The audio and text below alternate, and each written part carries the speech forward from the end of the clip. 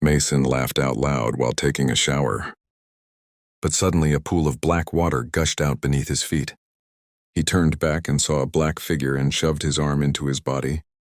Accompanied by terrifying screams, Mason's entire body was set on fire.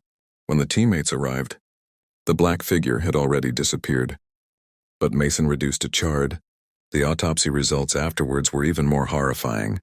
6 months, we meet Chris, who transferred from another school, with her cousin on her first day of school. A pitch-black urn lay silently inside the locker Mason used before he died, revealed the moment she opened the door. After making sure no one was around, she opened the box and found a strange ancient skull-shaped whistle inside.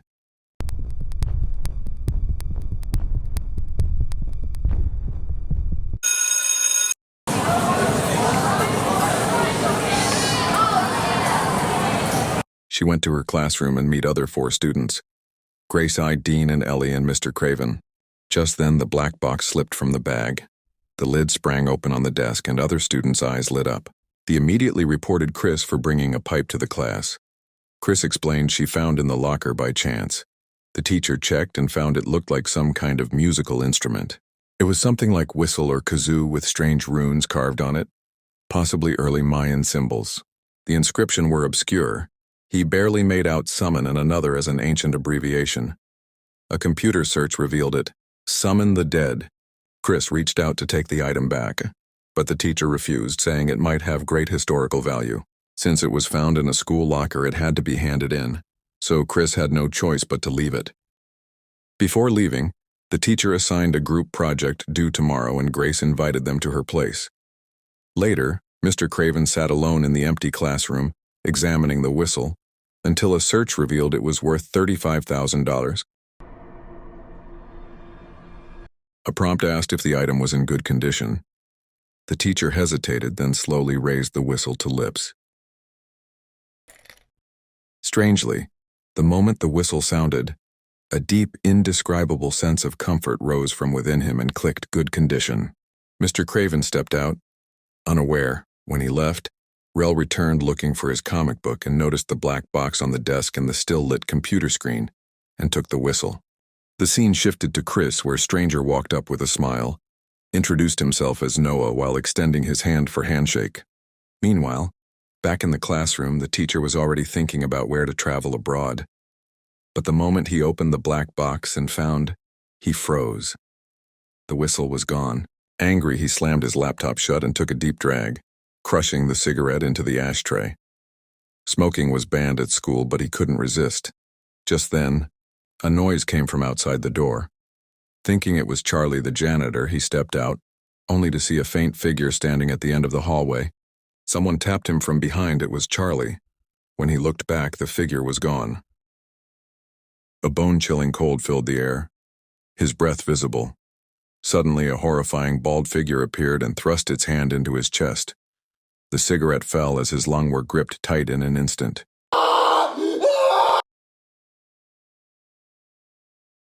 Meanwhile, 5 classmates were at Grace's house and Rel had secretly brought the whistle and suggested trying to summon.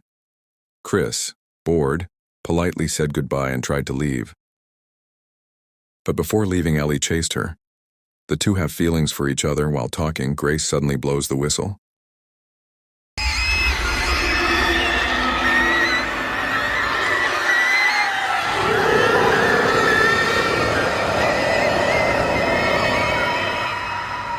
Unnoticed, a strange chill swept over them. Outside, Ellie stopped Laura and sincerely invited her to tomorrow's annual Pellington Harvest Festival. Touched by the genuine invitation, at home, Chris glanced outside the window and saw a dark figure in the tree that looked. Grace was alone at home researching the whistle. Suddenly, she heard someone softly calling her name. Thinking it was her brother playing around, she ignored it and told him to stop. But there was no reply. She got up to look for him, and she thought she saw something hide behind the table. As she walked closer and asked if it was her brother playing around, her fear grew. But when she looked behind the table, nothing was there. But Grace felt something touched her face. She just stood frozen. Then her brother called, urging her to come back in. At school meeting the next day, students learned Mr. Craven had died of lung cancer, even though they had seen him fine the day before. During the speech, Ellie noticed someone in the front row swaying and softly calling her name. She snapped awake when someone nudged her. Later, Grace returned the whistle to Chris, feeling uneasy about it. They decided to give it back to Mason's family. An old woman opened the door. Collector whose house was filled with strange items from around the world. When Chris said she found the whistle in Mason's locker, she calmly replied, "You didn't find it. It found you just like it found Mason." She explained her grandchildren had died because of the whistle.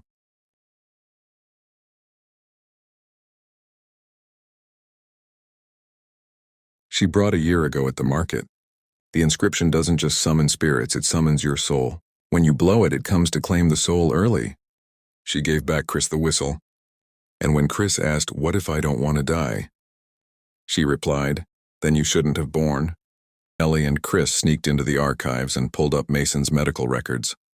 His skeletal structure indicated he was 40, meaning if he had never blown the whistle, he would have died at 40 from a gas leak. Mr. Craven, 47, died of lung cancer, likely after blowing the whistle.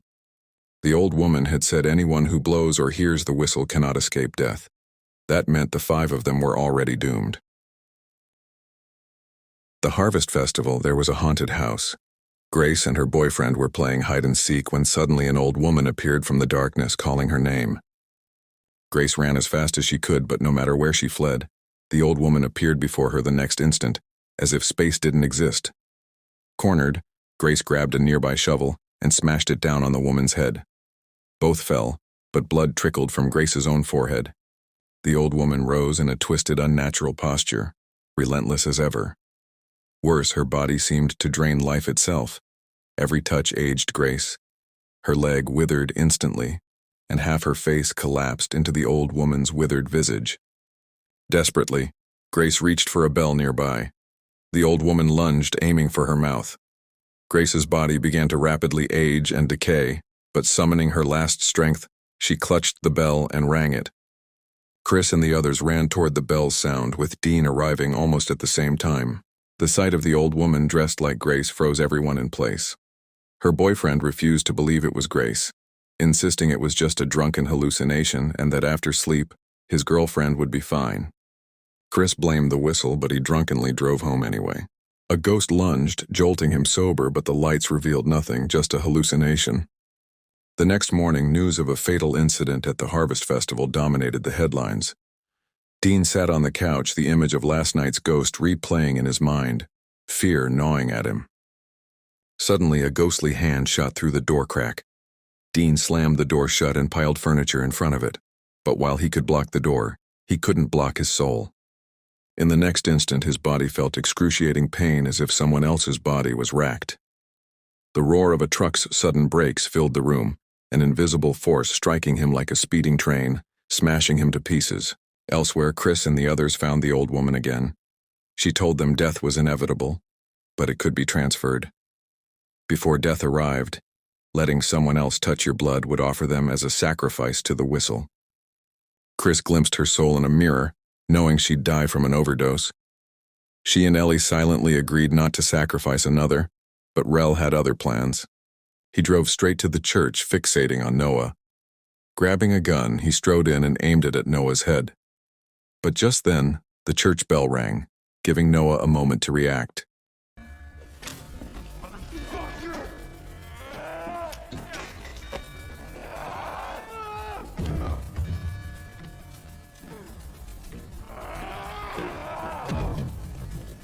Rel grinned and slowly stood up, calm as ever, saying, "I don't die this way, I warn you." Noah tried to shoot, but the gun didn't work. Then Rel grabbed a nearby plate and smashed it over Noah's head, knocking him out. He then dragged Noah to the steel factory. Rel sliced open his left hand, blood seeping out. Noah slowly woke from the blow. Seeing the skull whistle for the first time, he began begging desperately for mercy.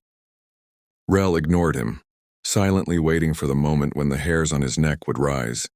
Then he slowly walked toward Noah, ready to mark him with blood. Just then, Chris and Ellie rushed in, shouting desperately for Ryan to stop. Rel broke down, tears streaming from his eyes. Crying, he shouted, Why does a bastard like him deserve to live? Why did Grace and I have to die? He raised the gun to his temple, then slowly lowered it and turned to Noah, but froze just before touching him. Rel whispered, "Everyone deserves a chance." Chris wondered, could dying once break the curse?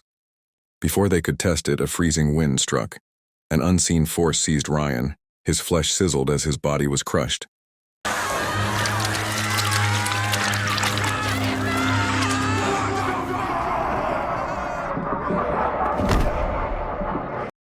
Their plan was to stop the heart, then revive it to break the curse. Ellie used an insulin overdose with an AED ready and a pool of ice. Ellie injected Chris, and she realized it was the death she'd seen in the mirror, seconds before being forced into freezing water. Darkness filled Chris's vision, until everything went completely black. Ellie quickly pulled her out. Chris's heart had already stopped. Tears streaming, Ellie used the defibrillator to revive her. While beneath the icy water, Chris fought for consciousness. Just then, Noah woke, broke free, and fired through the gate, destroying the defibrillator and hitting Ellie. Ellie's spirit hovered beside her body, yet she didn't flinch. She shouted, and cheers, stirred by memories of their time together, heard her. Clinging to the light, she woke to see Ellie seizing, held by Chris. Noah stepped forward, touched her blood, and her spirit vanished, passing the curse to him.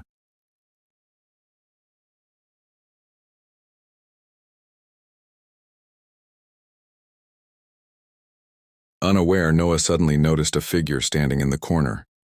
Bloated, grotesque, barely alive. It was the image of himself at the moment of his future death. Chris and Ellie started a new life. 3 months later, a freshman found the skull whistle and blew it, igniting chaos despite their protests. Then this happened.